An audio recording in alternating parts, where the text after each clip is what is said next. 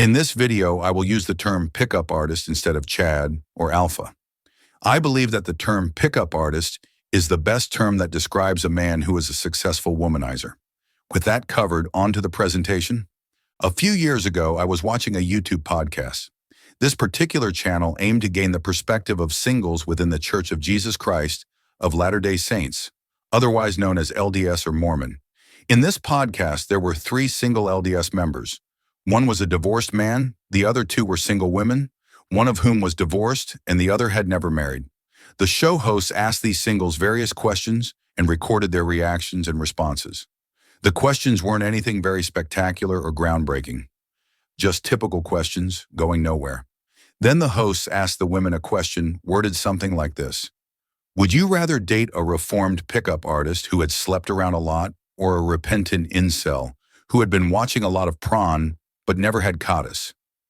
Without hesitation and a big smile on her face, the divorced woman said, "I would go for the former pickup artist." Then the unmarried single woman joined in, agreeing that the former pickup artist was the better choice. The divorced man had an obvious look of disbelief on his face. It was apparent he was refraining from saying what he thought. He knew, as well as many other men watching the podcast, that this was essentially a trick question.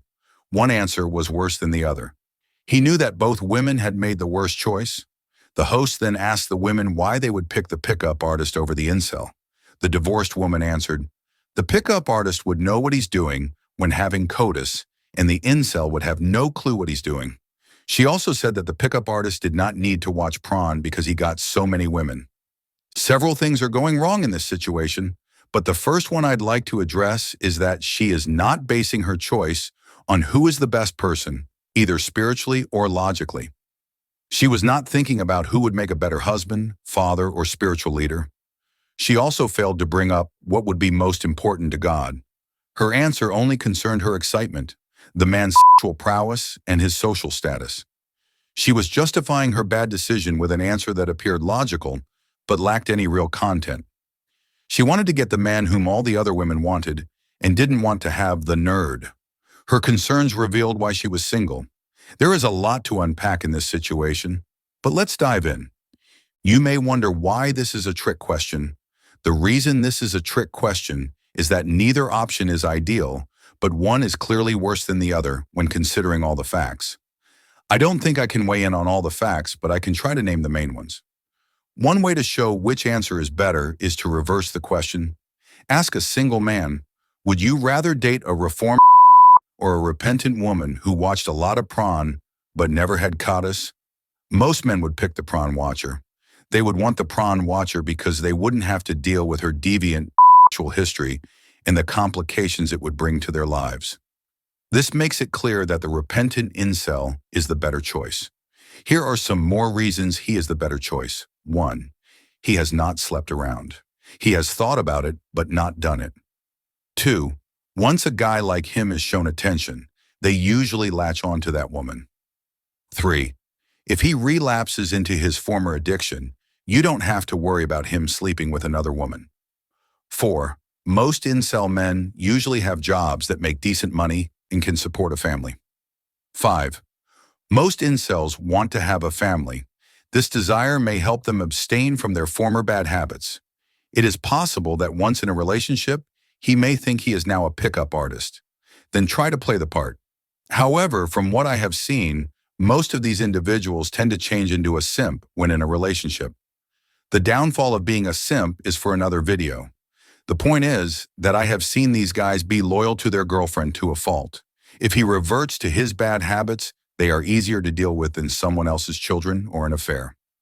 Now it's time to discuss why the repentant pickup artist is the worst choice. The problem with a repentant pickup artist is the same as that of a repentant. Having CODIS with various individuals becomes a lifestyle. They also get involved in drugs, shady individuals, and illegal activities. Once it's a way of life, it's hard to give up that lifestyle. An example of this is Dariush Valizadeh, known as Rushvai, who was a highly successful pickup artist. He slept with hundreds of women and wrote books about how to seduce women successfully. He also trained other men to live like him. At some point, he realized that his life was repugnant in the eyes of God. He decided to change his life and get on the right path. However, according to his admission, he had lived his whole life seducing women, and it was hard to give up those habits. He had admitted that he was in the process of unlearning how he had lived his life for the past 20 years. He had to stop himself from seducing women actively. He said he still found it easy to flirt with many women, even after stepping away from his old lifestyle. He admitted that game was a seduction technique and not a way to find a wife. However, he fell back into those habits and had coitus with a woman. I don't know if it was only one or a few, since I no longer have access to his articles.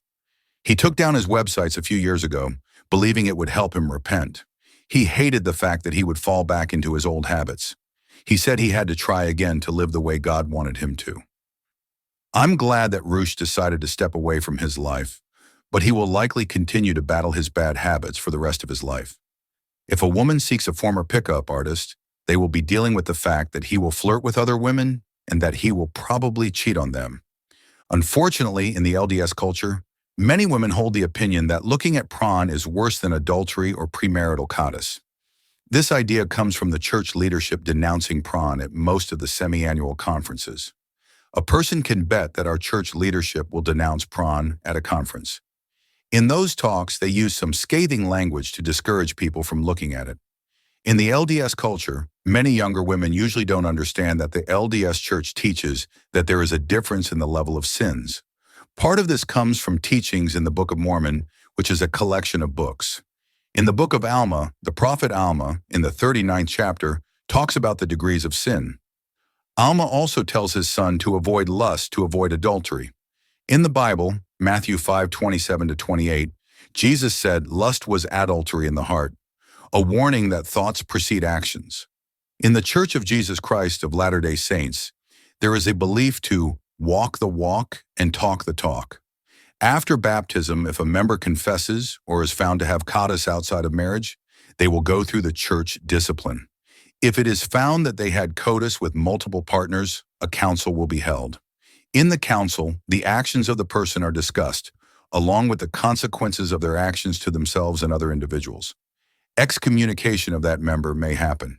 However, porn is a failure to comply with church standards and is only discussed with the bishop.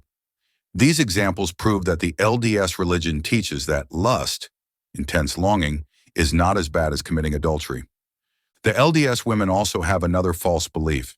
They think that because this pickup artist had all these women thrown at him, they never look at porn. I know the pickup artists look at porn because of conversations I have overheard in the gym locker room, and Roosh said he watched it constantly. Roosh said that on nights he failed to pick up women, it was his consolation prize. He noted that filth was an ever-present part of his life. The gym rats and Roosh admitted to using porn for sexual experiments, not caring what happened to the women. It is part of the life they lived. A TED Talk I saw long ago had a former porn addict talking about the problems of the addiction. My main takeaway from his talk was that porn taught people how to have coitus incorrectly. For example, a prominent bad sexual practice is anal. He went into verbal detail about many more bad practices. He mentioned that the wrong way to have coitus has infiltrated many of our movies, but is very prevalent in the porn industry. This is a point where the incel and pickup artist are being taught wrong practices. However, the pickup artist has been having coitus wrong for years and will have a harder time changing. He has also learned to treat women horribly, and he's going to resort to that with his wife. The pickup artist has a history and lifestyle they must overcome. When trying to overcome it, they usually fall back into it at some point. Pickup artists may also have children they don't know about. Their wife may meet their former lovers, encounter drama from them, and deal with their negative reputation from those in the community. These factors would cause their wife considerable heartbreak and trouble. Unfortunately, the women on that podcast revealed why they were still single. They didn't care about the factors that made a good husband, a good provider, a good father, or a spiritual leader. They also didn't consider the chances of either man returning to their former life. They only cared about worldly merit. People like Paul, Alma the Elder, and Alma the Younger are exceptions when it comes to repentance, as they turn their lives around quickly. Out of the three, the most detail we are given is about Paul. Paul admitted it took years for him to change. Yes, people can change, but it is usually a long process. The scriptures don't provide the complete details about everything Paul or the Almas did to change, nor about the problems their former lives caused them. I have a friend who struggles to move on from the life he once lived. He was a type of pickup artist. It was a way of life for him, and it is taking years for him to move away from it. If he had been married, I think he would be divorced, even though he is moving in the right direction. His bad habits are dying, but they would cause a lot of drama for a wife. Why put yourself through unnecessary drama? To conclude, the incel and the pickup artist may have had the same heart, but one was able to commit more sin than the other. The pickup artist has a lot more to overcome because it was a lifestyle for him. The incel also has a lifestyle to overcome, albeit to a far lesser extent than the pickup artist. I would say the incel is a wild card, but a better bet if you want devotion and stability. From what I have seen, the reformed pickup artist will likely revert to his old habits a few times before completely leaving his old life behind. Women need to be taught to seek men who are men of God, who strive to lead their families as Jesus directed. They also need to be taught to avoid the bad boys who will ruin their lives. Thanks for listening.